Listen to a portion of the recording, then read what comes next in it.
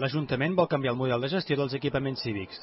Vol que deixin de ser considerats de barri o de districte i passin a ser de ciutat en benefici de tots els terrassencs i entitats. Aquesta és la principal filosofia del Pla d'Equipaments Cívics pel període 2009-2018, que preveu una inversió de 15 milions d'euros als propers 10 anys i que s'ha presentat aquest divendres. Al districte primer, l'únic que no té centre cívic, es descarta definitivament aquest equipament. L'equip de govern considera que la zona ja és prou rica en equipaments culturals, sobretot privats, com el social, el centre excursionista o el local de Minyons. Vol arribar a acords amb aquestes entitats perquè el ciutadà i altres entitats sense local en puguin fer ús quan estiguin disponibles. Al districte primer, i per aquest 2009, sí que es pensa, però, en un local social semblant al de l'antic IMSET, on podria anar l'associació de veïns del centre.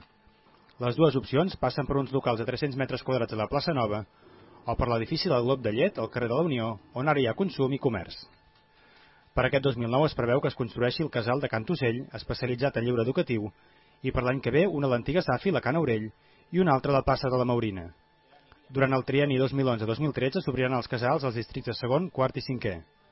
En un termini de 4 anys, l'Ajuntament preveu ampliar els 5 centres cívics de la ciutat per fer-hi més activitat i prestació de serveis socials. L'Ajuntament també treballa per obrir els patis dels centres educatius a la ciutadania en horari no lectiu. Ara per ara és a punt de tancar acords amb 3 escoles per fer-hi una prova pilot.